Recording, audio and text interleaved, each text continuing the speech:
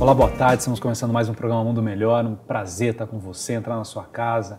Espero que a sua semana tenha sido boa, que você tenha convivido um pouco com a sua família, né? É tão legal a gente poder conviver com pessoas que a gente gosta, viver esse cotidiano. A gente fala sempre aqui que a beleza da vida não está no extraordinário, está no ordinário, né? Aquilo que a gente faz todo dia, o tomar banho, tomar café, o almoçar, o encontrar pessoas que são significativas para a gente, o dar significado à vida dos outros. É isso que a gente espera, né? Que a gente possa fazer com que esse mundo melhor aconteça aí na sua casa. Eu estou aqui hoje com a Elo Mello e a gente vai falar de muitas coisas, entre elas de consumo consciente. Eu fico impressionado de ver assim como a gente está falando agora de falta de água, por exemplo, né? De problemas ligados ao meio ambiente, à vida das pessoas, e como ainda há uma insensibilidade, uma irresponsabilidade do que eu posso fazer para usar melhor a natureza, usar melhor os meios, né, do espaço em que eu vivo. É verdade. E como a gente não tem a consciência de que muito pouco pode fazer muita diferença. Né? O Acatu, que eu trabalhei lá durante bastante tempo, fala que se todo mundo... O Acatu é o quê? O Acatu é uma organização, um instituto que trabalha com consumo consciente.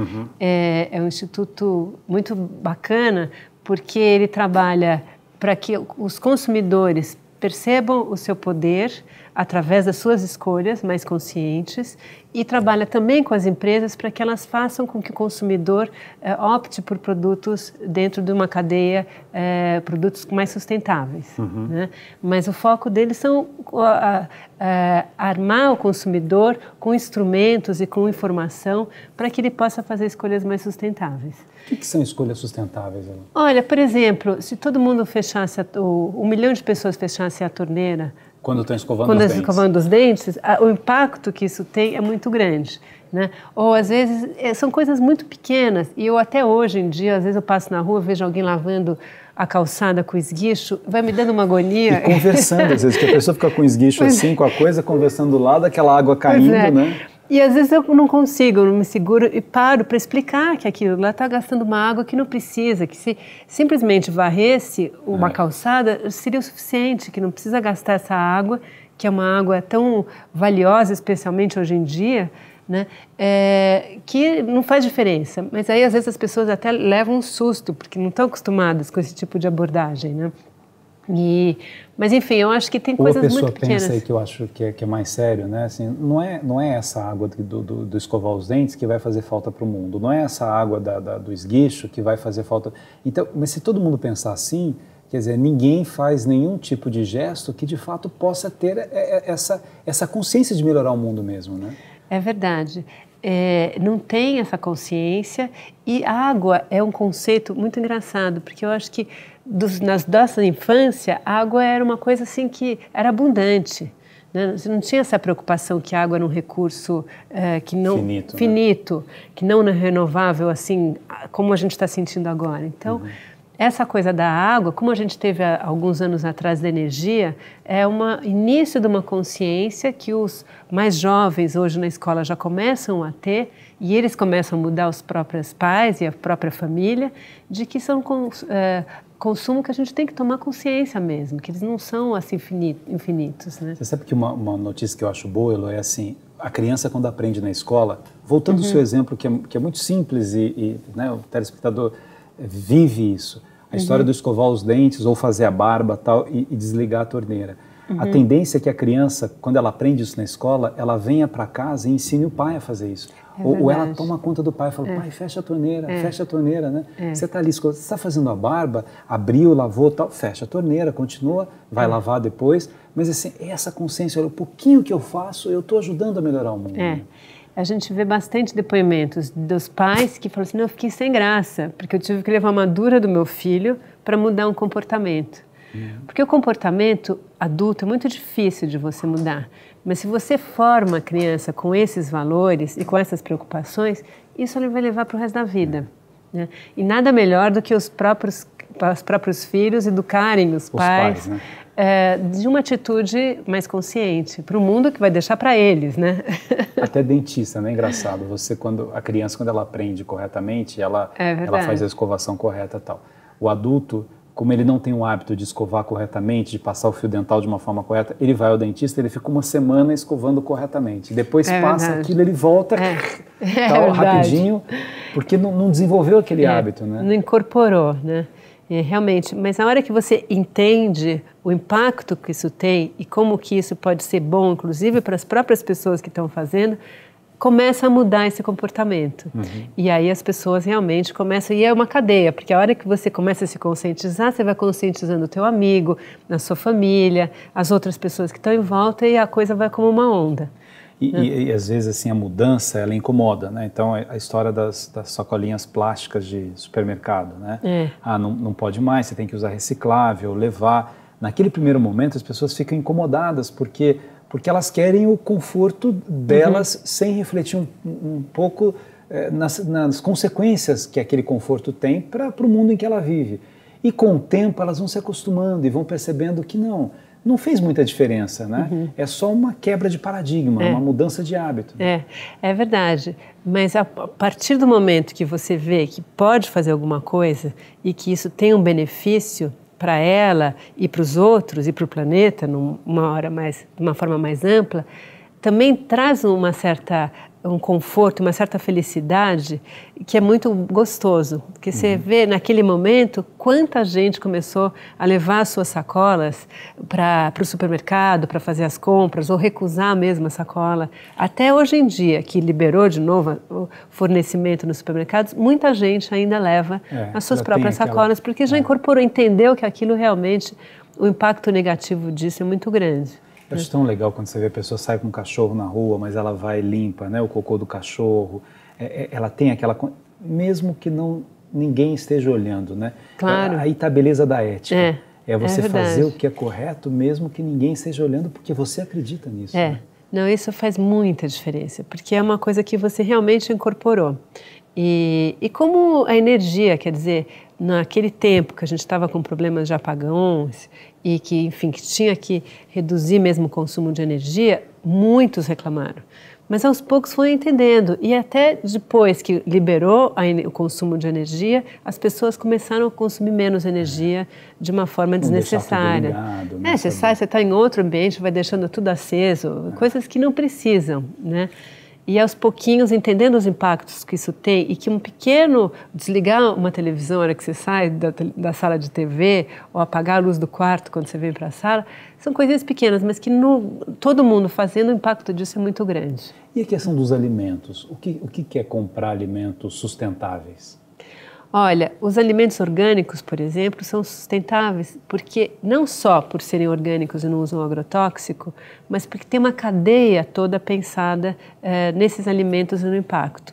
Então, assim, da família que está produzindo alimento, da onde ele vem, como que ele é embalado. A gente nunca pensa que o transporte de um alimento que você compra numa determinada cidade e que vem de outro país, ele está trazendo junto com ele uma energia do combustível que teve que trazer esse alimento, da embalagem que isso desperdiçou, a água, né? Então, tudo isso está embutido num pequeno alimento, numa pequena fruta que você está comprando. Então, assim, um alimento sustentável, por exemplo, é uma fruta da estação, que além de ser mais saborosa, mais gostosa e mais barata, ela também economiza os recursos naturais que você não precisa estar comprando uma fruta que vem de um outro país para consumir naquele determinado momento. Né? Isso, por exemplo, é um alimento sustentável. Né? Ou então, por exemplo, a carne que vem, que você sabe a origem, que não está desmatando as florestas da Amazônia ou, enfim, de outros locais. Então, uma carne que já existe um consumo sustentável dela. Né? Como é que o consumidor sabe isso? Olha, hoje em dia... Porque o orgânico geralmente tem um aviso, tem alguns supermercados que tem uma parte especial de orgânicos, né, para a pessoa ver, mas que às vezes é mais caro, né, Lô? Isso, ainda é mais caro, mas enfim, e porque o consumo ainda é menor, a produção ainda é menor. Mas isso também está mudando um pouco, conforme o volume vai aumentando, o custo tende a cair, mas ainda realmente é mais caro o orgânico do que um alimento, enfim, que está cheio de agrotóxico, digamos assim, né?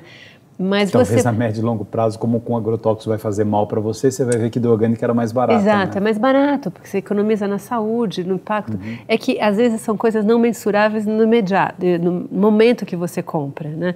Mas, enfim, o que tem de agrotóxico em determinados alimentos, o mal para a saúde é terrível, né? Tomate, morango, são alimentos que, por serem muito sensíveis aos bichos, né, acabam colocando muito agrotóxico. E, por outro lado, esse mesmo agrotóxico mata toda a fauna e desequilibra toda a fauna do lugar.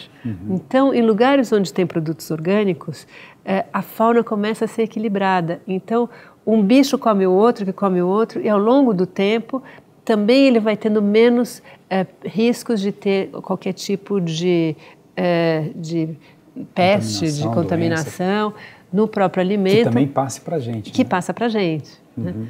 E, enfim, então, alguns tipos de alimentos, ou, por exemplo, priorizar as embalagens. Quer dizer, se você vai comprar, não precisa daquela bandejinha de isopor com saco plástico, aí depois você põe numa outra sacola de supermercado, e aí depois mais uma outra caixa. Quando você chega em casa, seu carrinho está cheio, né? Quando você chega na cozinha, que você começa a abrir os alimentos, você vai guardar as coisas, 50% do volume vai para o lixo. E esse lixo vai para algum lugar. E esse lixo vai para algum lugar. E se você não recicla ainda esse lixo, é tudo tão desnecessário. Então, alimentos, por exemplo, ou até produtos de limpeza, que tem uma embalagem com refil, que usam menos embalagem, a gente deveria priorizar. Ou, por exemplo, se você vai comprar um refrigerante, é para poucas pessoas, compra um refrigerante pequeno, não precisa comprar uma embalagem enorme. Além de você gastar menos, você não vai desperdiçar tanto a embalagem como o conteúdo daquilo lá, porque vai ficar, depois que abriu, ele tem um determinado prazo de validade. Então, assim, são escolhas, e o supermercado é um mundo para fazer esse tipo de escolhas, que você faz escolhas mais conscientes, que melhoram tanto no impacto no seu bolso, como na natureza de uma forma geral. E você também, é uma forma de você orientar o filho a fazer escolhas, né? Essa coisa, eu me lembro assim, minha mãe não deixava a gente sobrar nada no prato, assim. Que é uma coisa assim, só coloque no prato aquilo que você vai comer. A questão do desperdício, da quantidade de lixo que a gente produz, porque vai desperdiçando. Você vai colocando coisa, você desperdiça água porque ficou uma hora tomando banho. Às vezes a pessoa vai ao banheiro e liga o chuveiro. Então ela está no banheiro ali, sentada no trono dela, lendo uma coisa com o chuveiro ligado. Que necessidade é essa, né? Aí vai, fica um tempão no banho, né? Aí pega a toalha, usa uma vez, já coloca para lavar. Não precisa lavar, porque você vai gastar detergente também, você está poluindo. Então, são gestos que, se a gente consegue ir difundindo isso, as pessoas elas forem tomando essa consciência, a mudança de comportamento traz uma economia enorme para o mundo que a gente quer deixar para as pessoas que virão depois da gente também, né? É verdade. E se falando dos alimentos, do desperdício, uma pesquisa que a gente fez na época do Acatu, 1/3 dos alimentos vão para o lixo. 1/3. É uma loucura quando você pensa nisso. E é 1/3 que você está gastando de dinheiro, que você está jogando aquele dinheiro no lixo, porque você comprou de algum lugar, né? E é prazo de validade, são legumes, hortaliças que você deixa na geladeira e que acabam passando do tempo. Enfim, então, a gente no Brasil, especialmente, não tem o hábito de comprar pouco ao longo do tempo, né? A gente acaba fazendo um estoque muito grande. E se tiver em liquidação, então... Nossa, pois é. Até roupa. A questão da escolha consciente também está ligada aos bens que a gente consome para a gente. Claro. A pessoa vai numa liquidação, que às vezes nem sei se é liquidação mesmo, né? O cara diz que dá um desconto lá, o outro vai e você compra coisas que não vai usar, que não tem, porque está em liquidação. Então, se viu uma fila, então pior ainda, entra na fila, deve estar mais barato aqui, eu vou nessa fila, né? É verdade, mas tem algumas práticas simpáticas já acontecendo em algumas cidades do Brasil, que é a coisa da troca. Por exemplo, no caso de roupas, de você fazer um bazar com os próprios amigos, enfim, e de trocando uma roupa que não te serve mais ou que você já não quer mais por uma outra, e as pessoas dando um para o outro. São coisas que você acaba reaproveitando de alguma forma e coisas que você não usa e que a outra pessoa pode usar, ou reciclando o seu guarda-roupa de uma forma um pouco mais criativa, né? Em tudo isso, né, Lu? Eu já cheguei a ter 30 mil livros, porque eu sou enlouquecido por livro e tal. E aí eu morava num apartamento muito maior, assim, para caber os livros todos. Eu falei assim, por que eu vou ler esses 30 mil livros, né? Não tem lógica, eu posso doar isso para uma biblioteca, ficar com aqueles que são mais úteis para mim, né? Fiquei com uns 4 mil e tal, doei os outros, ainda fiquei com muito, né? Mas assim, meu material de trabalho, escritor, eu falei, mas você não tem necessidade. CDs, né? CDs assim, falei, isso aqui pode ser útil para alguém. É essa consciência, não é jogar aquilo que está estragado, né? Roupa, essas campanhas do agasalho que se faz, tal. Às vezes a pessoa joga aquilo que está completamente estragado. Se você tem uma coisa no seu guarda-roupa que você já não usa 1 ano, 2 anos, você não vai usar mais, né? É verdade. Tem roupa que está lá 10 anos, aí você precisa de mais espaço, mais espaço, mais espaço, e poderia trocar com alguém, ajudar alguém, partilhar isso com alguém, né? Não, e eu acho que tem uma coisa de energia também, porque recicla essa energia, tendo até menos, você consegue achar melhor o que você tem, tanto nos livros, como nas roupas, no seu armário. Quando está lotado de coisa, você não consegue achar nada. Se tem menos coisa, tudo fica mais arejado, mais organizado, fica mais fácil de você achar, e não precisa ter mais armário, mais espaço, né? Eu acho que a gente até internamente acaba se reciclando com isso também, sabe? É a diferença do viajante que leva uma mala pequena, razoável, que não tem muito esforço e tal, e daquele que vai com 2 malas enormes, tropeçando em todos os lados, né? Uma bagagem mais pesada, ela é problemática. Então, leva aquilo que você vai usar, né? Seja contido com aquilo, que é um pouco o olhar da vida. Você precisa morar num apartamento desse tamanho, você precisa precisa ter 4 carros na sua casa, né? São 2 filhos, mas é porque um filho quer, o outro quer o motorista. Mas você precisa de 4, né? Não, mas porque tem rodízio, então eu tenho que ter 3 para não sei o quê. Não dá para tentar usar, né, um pouco de transporte público para dar exemplo para o filho também, para a filha, que você tem caminhos de fazer com que a sua vida seja mais tranquila. Coisa que aqui a gente às vezes tem excesso de empregadas nas casas, né? Que os europeus, que os americanos, tanto com relação ao espaço, a pessoas que trabalham, você não tem esse luxo às vezes que a gente tem aqui, né? De esse excesso de gente fazendo tudo para você. Você tem que fazer coisas para você. Né? Mas você sabe que tem um benefício, porque tudo que é muito sacrifício é muito pesado. Quando a gente começa a olhar de um outro ponto de vista, do prazer dessas coisas, não fica pesado, fica até divertido. Por exemplo, o que você estava falando dos carros e tudo, quando eu comecei a trabalhar no Acatu, eu ia de carro e as minhas filhas falavam, mas que você não vai de ônibus? Você pega um ônibus aqui, chega lá. Para mim foi uma descoberta deliciosa. Nossa, você vê a cidade de outro jeito, você interage com pessoas que provavelmente você nunca ia encontrar, vê o mundo de outra forma. Então acaba sendo divertido, ou andando a pé, ou andando de bicicleta. Hoje a gente tem ciclovia, metrô. Às vezes é uma descoberta de outros olhares, outros ângulos, que não é só um sacrifício, mas acaba sendo um prazer. Exatamente. A gente volta daqui a pouco, continuando a conversa aqui com a Elô Mello.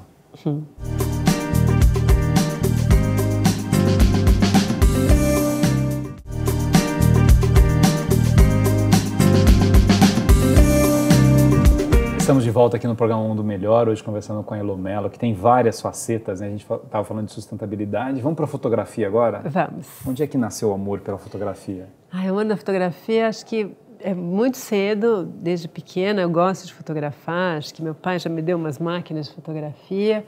Eu com 17, 18 anos, já montei laboratório preto e branco em casa, virava à noite ampliando fotografia. Sempre foi uma paixão na minha vida mesmo, a fotografia. E de uns bons anos para cá, comecei a me envolver mais sistematicamente, fazendo curso, workshops, viajando. Elô, você acha que esse excesso de tecnologia nas fotos também, isso tira um pouco daquela arte, né, do que você falou da sua época de fazer o laboratório, revelar, preto e branco e tal, ou é um outro tipo de arte? Você tem que unir o olhar do fotógrafo com mais tudo aquilo que você tem à disposição para melhorar a foto? Olha, na verdade o laboratório é quase a mesma coisa, porque hoje o Photoshop é um laboratório. Talvez você tenha mais controle do processo todo, porque antes você tinha o filme, você levava para o laboratório, ficava ansiosa esperando ampliar e revelar essas fotos, e hoje você pode até fazer isso em casa, você pode até imprimir na sua casa as suas fotos. Então, é tudo uma questão de ponto de vista. O que tem é que hoje o mundo tem muitas imagens, está inundado de imagens. Todo mundo tem um celular, posta, né, tem um Instagram, o tempo inteiro está trabalhando com fotografia. O que é hoje, às vezes as pessoas, ainda que tenham muita imagem, têm um pouca leitura dessas imagens. Não se perde um tempo para tentar desvendar o que tem por trás daquela imagem, qual o significado daquilo, né? Mas, por outro lado, é um aprendizado. Assim como a gente aprende a ler e a escrever, aprender a ler imagem deveria ser uma coisa ensinada na escola, né? É uma coisa que a gente vê aos poucos, tomando contato, percebendo o que uma cor significa para você, qual que é o sentido que aquilo tem, o que aquilo te traz. Essa semana eu estou fazendo um curso no MoMA, online, que é super bacana, e eu estou fazendo um de colagem e tem um outro que é de pintura, de cores. E eu vi um filminho que tem no YouTube, que é muito bonito, que é o professor dá para os jovens um papel branco quadriculado, assim, quadradinhos, e uma paleta de cores básicas, assim, né, com pincel. E fala para eles pintarem uma bolinha com a cor que lembra, por exemplo, os olhos do seu melhor amigo. Que sensação que dá quando você lembra dos olhos do seu melhor amigo. Então, você misturar as cores para lembrar essa sensação. Que legal. A sensação que tem uma comida para você. Mesmo que a comida seja colorida, que cor que você lembra quando você pensa naquela comida? É um exercício que a gente acaba não fazendo muito, né? Que é o exercício do pensar, né? Do pensar, de sentir. E lembrar de alguma coisa e pensar, porque é um mundo em que as coisas estão tão rápidas, né? Mesma coisa da foto, a história do Instagram. A pessoa, ela quer postar, quer tirar rapidamente, postar rapidamente e ficar olhando ali para ver o número de pessoas que já curtiram, o número... Então, na verdade, ela é como poeta, né? Diante daquilo que ele está escrevendo, ele tem que sofrer um pouco com aquilo, viver um pouco aquilo. Então, a imagem também é um pouco isso, né? Você olhar aquela imagem e ela ter algum significado para você, mas talvez seja o aprendizado, é o que você está dizendo, né? Você começa tirando um monte de coisa e aí você vai limpando aquilo e tentando pensar, né? Você vai sentindo, e é muito engraçado, porque assim como uma poesia, a fotografia tem muitas camadas. Conforme você vai entrando, aquilo tem um repertório que é teu, né? A intenção de quem faz a imagem não necessariamente é a mesma de quem vê essa imagem, né? Sabe que uma vez eu estava num parque, e aí eu estava lendo, assim, estava sentado, e eu vi uma senhora bem velhinha numa cadeira de rodas, com um senhor bem velhinho trazendo a cadeira de rodas e tal. Aí ela falou alguma coisa com ele, assim, acho que ela entendia que estava pedindo um sanduíche, ele foi pegar, ela pegou um pedaço e não gostou, fez assim, ele fez uma expressão, porque eu não estava muito perto, então não estava ouvindo, né? Aí eu sei que ele foi e comprou uma outra coisa, comprou um sorvete, voltou, aí ela fez assim, sorriu, ficou tomando. Eu achei tão bonito, eu fiquei imaginando, eles deviam ter 90 anos, cada um por ali, né? Mas o olhar dele para ela, eu tirei uma foto, coloquei no Instagram, legal. Eu falei assim, não vai dizer tudo que eu vivi olhando assim, o exercício do cuidar, eu fiquei imaginando quantos anos eles estão juntos, né? Há quanto tempo um se dedicou para o outro, e às vezes assim, quando você consegue captar isso na fotografia, e aí tem a coisa da arte, né? Da arte ter uma leitura diferente para cada um.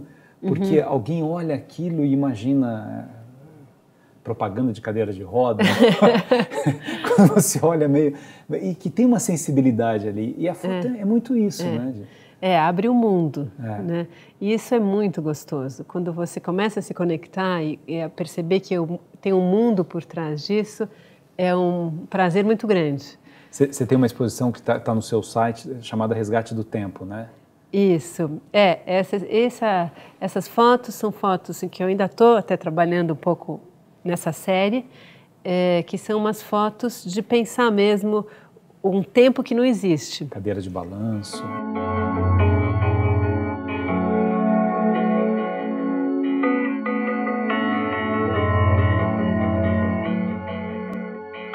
São memórias de referências de infância e que memórias, na verdade, não necessariamente foram o que aconteceu, mas é como você vai registrando acontecimentos dentro de você.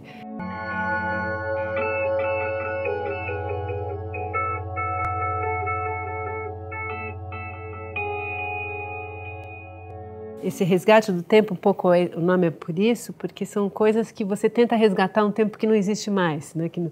Que já passou, que nunca existiu, né?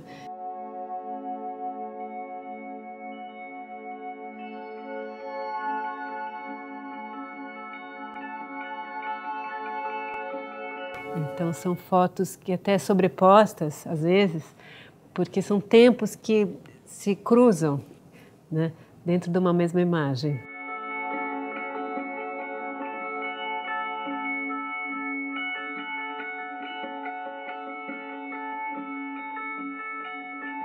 É muito interessante isso, porque todos nós, né, a gente carrega como que uma caixa de emoções, né,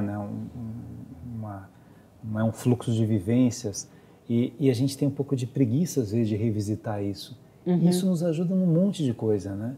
A superar a dor, a lembrar que a gente já viveu essas dores em outros momentos também, já conseguiu superar, né? A lembrança de pessoas que foram significativas por ações que elas tinham, por momentos. Eu estava numa entrevista aí, veio uma pergunta sobre criança que apanhava. Aí me lembrei que uma vez que eu apanhei, eu coloquei um monte de roupa, né, para doer menos. É interessante que assim, uma lembrança puxa várias outras lembranças, né? Como é que era a casa que você vivia, porque aí a gente começa talvez a lembrar um pouco do que é essencial na vida mesmo. Quando você lembra de coisas que tem, né? O que você lembra de verdade? Eu acho que isso que o ser humano deveria pensar um pouco mais. O que é essencial? Que a gente perde muito tempo com coisas que não são importantes, né? É verdade. E lembrar, às vezes, para mim, por exemplo, é muito engraçado, porque o cheiro me remete a coisas assim, uma situação que eu nem sabia que eu lembrava, né? E as imagens também, e as imagens não necessariamente minhas, mas de outra pessoa, que você olha e fala, nossa, isso me leva, e vai te levando para outros mundos, e que ajudam até no seu próprio autoconhecimento, né? E na própria resolução de problemas, de conflitos, de dúvidas internas, né? Música, né? Música, pois Jingle, nossa, dos natais antigos, né? Cobertores Paraíba, café seleto, que a mamãe prepara com todo carinho. Né? Esses nunca mais saem da nossa Nunca mente. mais, né? É engraçado que até as propagandas, elas eram mais significativas, porque hoje é mais descartável, né?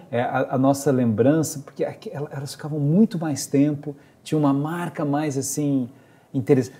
Esses dias você estava falando sobre isso com um jogador de futebol, como o jogador ficava quase que a vida toda num time só, você sabia o nome de todos os jogadores, hoje até isso virou descartável, o outro paga mais, vai de um lado do outro e tal. Essas coisas afetivas, né, elas não sei por que perderam a importância, né? Até porque as propagandas eram bem menos do que são hoje, né? Quer dizer, menos o volume, canais, menos canais, eram menos tudo, né?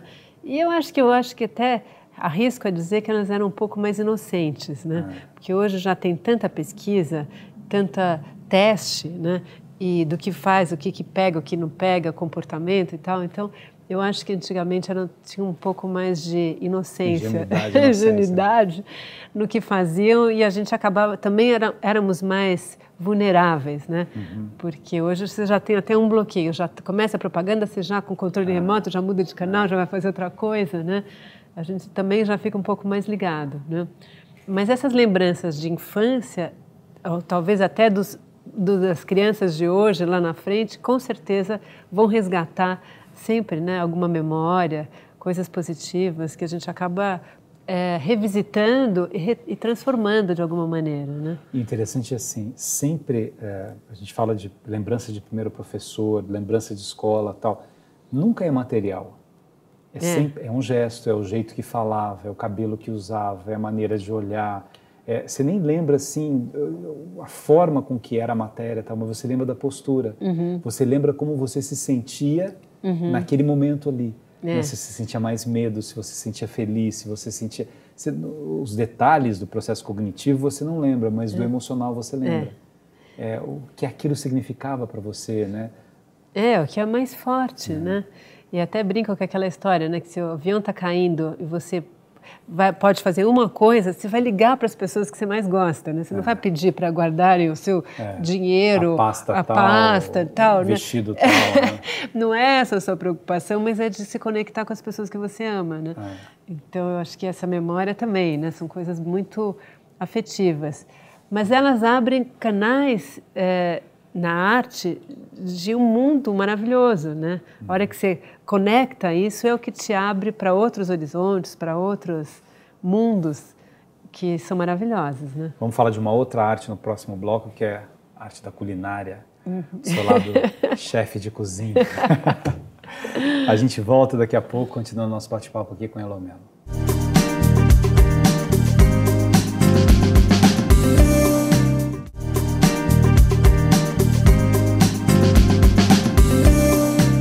Estamos de volta aqui no programa Mundo Melhor e a gente responde aqui uma pergunta de São José do Rio Preto. Diz o seguinte: Chalita, admiro o seu trabalho como educador e gostaria de saber a sua opinião sobre o que está acontecendo com a minha filha. Chegou a hora de prestar o vestibular e ela não sabe o que fazer. Ora quer fazer letras, ora quer fazer arquitetura. Como posso ajudá-la a decidir? Você trabalha com isso também, né? É verdade. O coaching ajuda bastante para dúvidas, não necessariamente para quem está nesse início de carreira, né, de escolher uma faculdade, mas, enfim, a gente está sempre fazendo escolhas, né? E eu acho que o importante é que deixar o adolescente, né, escolher alguma coisa que faça sentido para ele.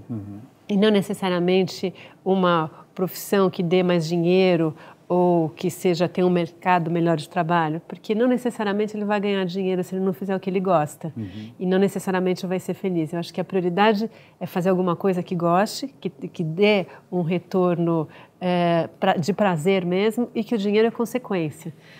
Agora, é muito interessante porque, para o adolescente especialmente, mais difícil do que escolher entre letras e arquitetura é o que ele vai abrir mão. E é isso que é o mais difícil, porque o mundo todo tem tantas atrações que a hora que você faz uma escolha, você abre mão de outras tantas. E o adolescente nessa época, principalmente, quer tudo, não quer fazer nada. E a hora que ele abre mão, ele começa a desenhar o seu perfil, o seu contorno, né? Quem ele é. Então, incentivá-lo a se conhecer, incentivá-lo a perceber quais são as suas habilidades, os seus dons, é uma maneira de ajudá-lo a escolher a melhor faculdade. Claro que também ajuda ele a entrar em contato, porque a gente fica sempre com alguns mitos, né? Arquitetura, que fica desenhando. Que vê um filme assim, cara que uma pessoa... só vê as coisas boas. Pois então vivenciar, de conversar com alguém que trabalha nessa profissão, se possível ficar no escritório de um arquiteto por um dia, ver alguém que trabalha com letras, conversar sobre as dificuldades e os prazeres, ajuda muito a pessoa, ao jovem, fazer uma escolha melhor, né? E que nada na vida é definitivo, né? Eu acho que esse conceito é fundamental para os pais também, essa história do nada é definitivo. Porque às vezes o peso da escolha no menino, numa menina de 17 anos de idade, 16 anos de idade, não, mas se você escolher isso, olha o caminho que você está tomando para a sua vida, tal. Ela pode fazer arquitetura e letras, né?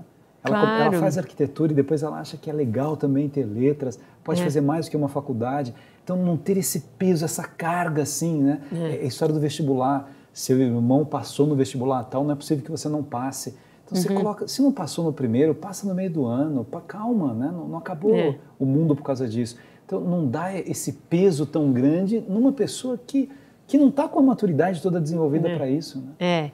É muito cedo. As escolhas com pouca informação e pouco autoconhecimento. Né?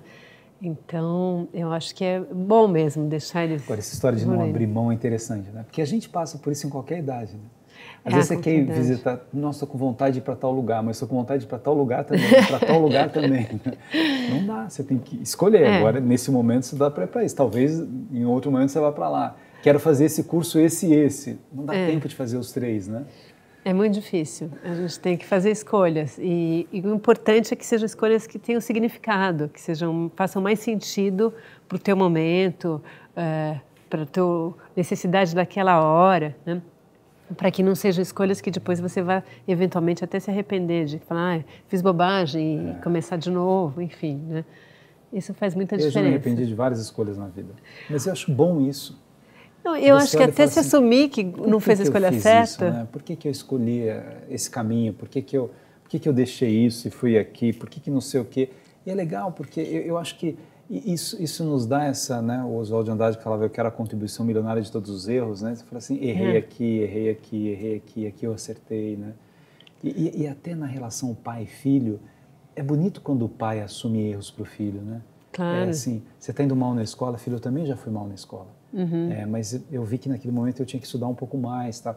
É diferente do pai que mente para o filho, assim, como se ele tivesse sido o melhor aluno em todas as matérias, nunca tivesse tido problema, né?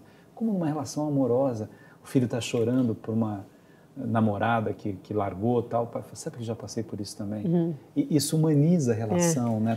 Traz mais para próximo aqueles sentimentos. Né? Mostrar a sua fragilidade, né? Enquanto ser humano, até fortalece o outro, né?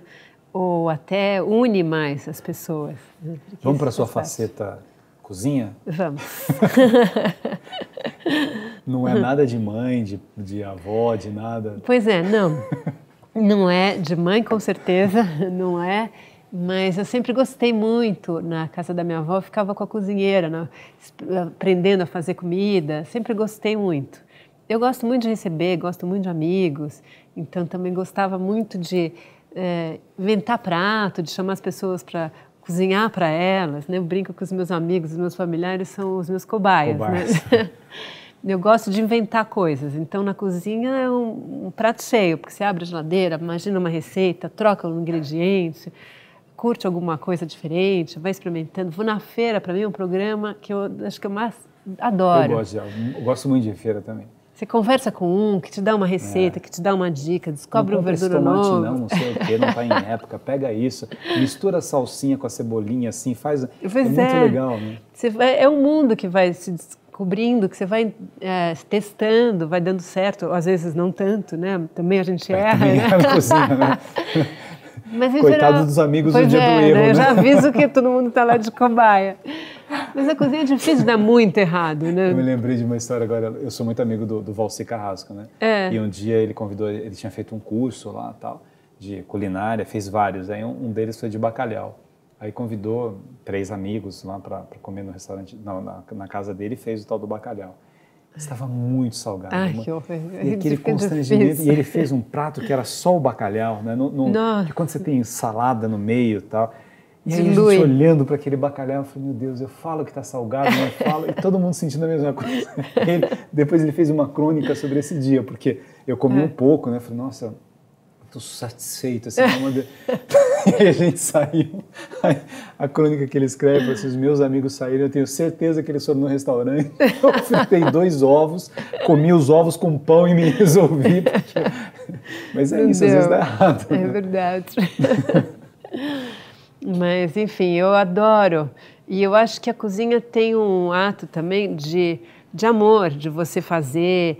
E a energia que você faz as coisas também é muito importante, né? Então, eu lembro uma vez que eu gosto muito de fazer massa de macarrão em casa, então massa e tal. E um dia que eu já estava meio brava, meio irritada, eu comecei a fazer aquela massa, começou a ficar tão ruim, que eu falei, não, pera, vou dar uma volta, vou me acalmar, depois eu começo tudo de novo e vai ficar todo mundo com dor de barriga, não vai dar nada certo, né? Porque eu acho que tem uma coisa mesmo de uma energia que você passa através da comida e, enfim, da maneira como você prepara os alimentos, né? Agora, era muito gostoso antigamente. Hoje, assim, só dá para fazer isso com poucos amigos e tal, mas que era a família cozinhar com você junto, né? Então as pessoas ficavam na cozinha, conversando. E eu ainda cheguei a morar numa casa que tinha fogão a lenha. Ai, que gostoso. E era tão legal, assim, porque você deixava, ia esquentando, a moça ia fazendo, né? A Rosa, que trabalhava com a gente, que era maravilhosa. Minha mãe sempre cozinhou muito bem, minha tia, minha avó. Então você via, assim, aquelas mulheres sentadas, mas os homens juntos também, né? Comida árabe, então a mesa é cheia, a quantidade de comida é impressionante, né? E a falta de educação não comer. Então eles querem que você coma, e aí coloca no... Minha avó colocava no prato, né? Minha avó ia num lugar, se você falasse assim, a senhora aceita alguma coisa? Ela, não, obrigada. Como não aceita, avó? Eu falei, quem oferece não quer dar, né? Então você tem que dar, colocar no prato, né? E assim, o prazer que quem cozinha tem de ver que você está gostando, está comendo, que é o sentido do compartilhar, né? Partir o pão, né? Dividir isso, fazer junto, né? Hoje, às vezes, as pessoas comem cada uma no seu quarto, vendo a televisão e não tem a convivência. Né?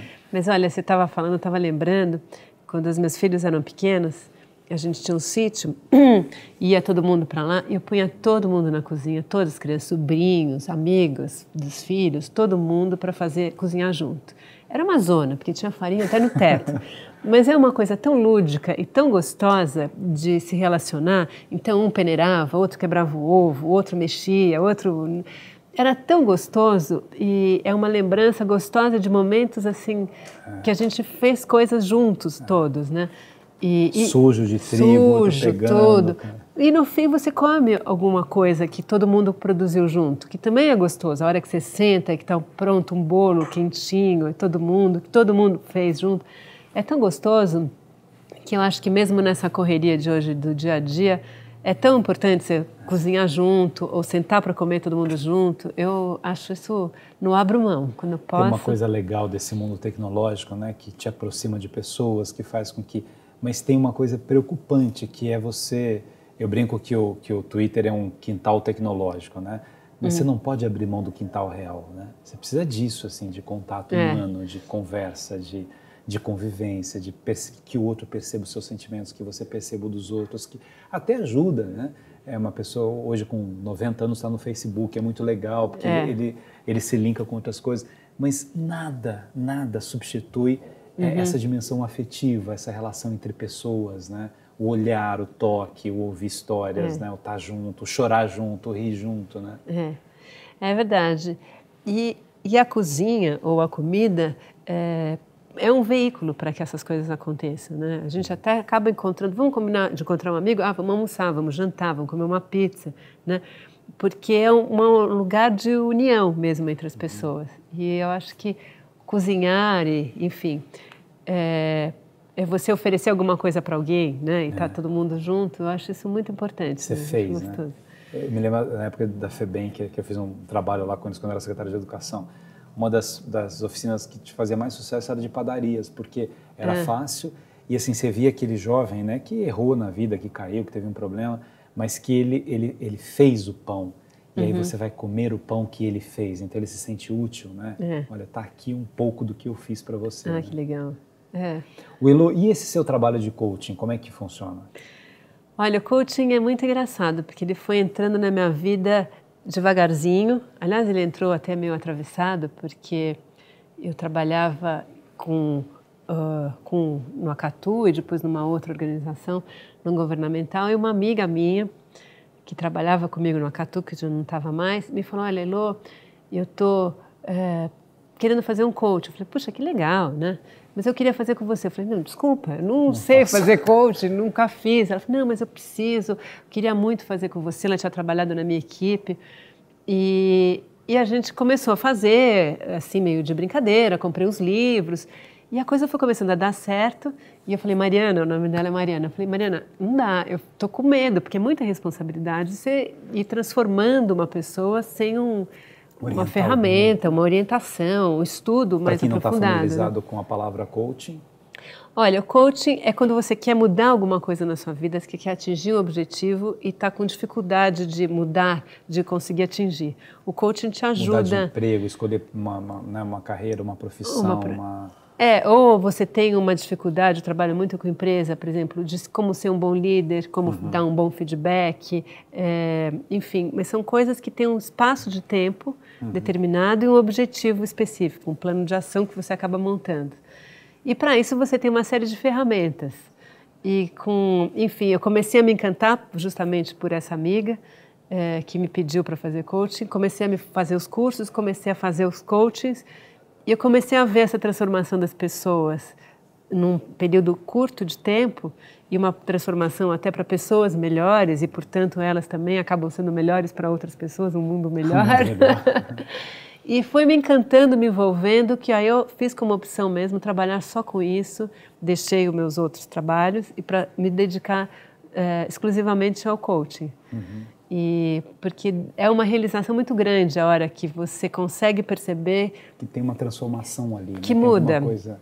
E que não sou eu que dou conselhos, mas que você vai fazendo as perguntas e conduzindo através de ferramentas e realmente as pessoas vão se encontrando no seu caminho e atingindo os objetivos, enfim, e se tornando pessoas melhores, né? E eu acho que um dos elementos centrais do coaching é ajudar a pessoa a se conhecer um pouco melhor, né? É ela com ela mesma, só que ela sozinha às vezes não tem mecanismos para isso, não tem instrumentos para isso. Né? Porque às vezes é muito difícil de você estruturar, inclusive, o próprio pensamento. A partir do momento que, através de perguntas, você vai conduzindo a pessoa a refletir sobre ela mesma, ela encontra o seu caminho. Né? E isso é muito gostoso, porque você dá um empoderamento para a pessoa, para que ela saiba tomar as próprias decisões. Você não orienta ela a fazer de uma maneira ou de outra, porque, né? Embora no início, acho que do trabalho do coaching, ela venha com essa expectativa às vezes, né? O que eu devo fazer, né? Mas muitas vezes, muitas vezes. E a gente devolve a pergunta, né? Mas é muito gostoso, porque realmente faz a diferença. Em um espaço relativamente curto de tempo, consegue superar essa dificuldade, enfim, ou atingir esse objetivo. E às vezes assim, você está numa organização, você está um pouco infeliz lá e precisa uma reflexão da sua atuação mesmo, né? Porque às vezes você culpa um monte de gente lá, que fulano é assim, ciclano é assim, e eu, né? Será que eu também não sou assim, que o outro não acha isso? Mas às vezes é essa incapacidade que a gente tem de viajar dentro da gente mesmo e perceber as nossas limitações, os nossos medos, os nossos bloqueios, as nossas amarras, né? Ou até perceber as nossas próprias forças. Porque vai ficando, às vezes, tão inseguro que não percebe os seus diferenciais e busca os diferenciais que as outras pessoas têm ou não têm, mas não consegue olhar para dentro para ver o que eu tenho de muito bom que pode fazer diferença e que eu posso contribuir de uma maneira positiva para todo mundo. Né? Não tem coisa melhor do que você sentir que no seu trabalho você faz a diferença, né? Em qualquer profissão. Você chega em casa e vai dormir e fala assim, poxa, que palestra legal que eu dei hoje, né?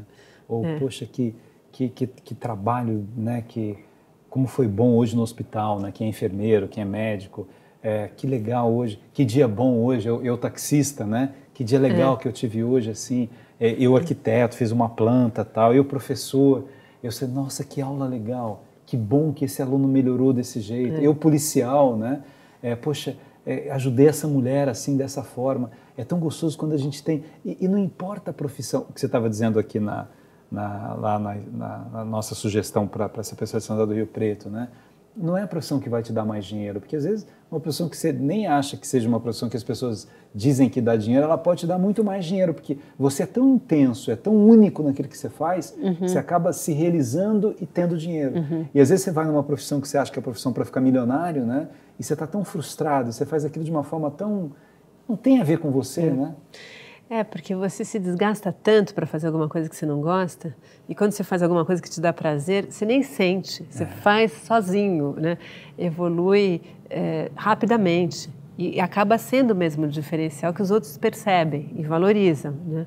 Então a coisa evolui muito mais. De tudo que você faz, o que você mais gosta? Fotografia, cozinhar? Olha, eu acho que eu busco unir as coisas numa única só. Sabe? Porque, no fundo, são coisas que você está transformando, né? Transformando pessoas, transformando na comida e transformando na fotografia.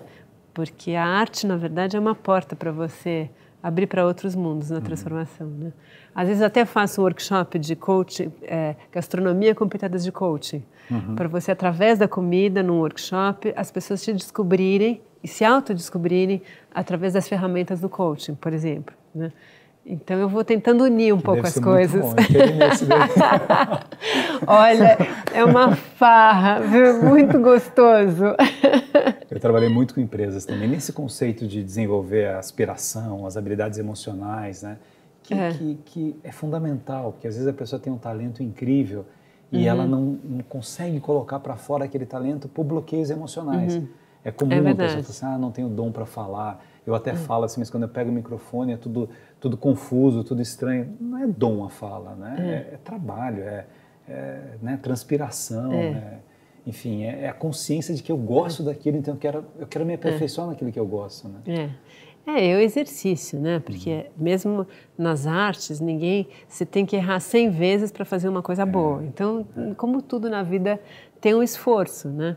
E quando você faz o que você gosta, esse esforço é menos difícil, né? não deixa de ser difícil, mas você supera isso com mais facilidade e evolui melhor, né? É isso aí. Obrigado, Elo. Muito bom te receber aqui. Obrigada. Delícia estar aqui. Parabéns por fazer um mundo melhor na sustentabilidade, na fotografia, no coaching, na cozinha, né? Quando a gente faz com amor, é super gostoso. Fica essa mensagem para você no final do programa. Quando a gente faz com amor, tudo é muito mais gostoso, muito mais legal. Linda semana para você, um ótimo sábado, uma ótima semana. A gente se encontra, se Deus quiser, na próxima semana aqui em mais um Mundo Melhor.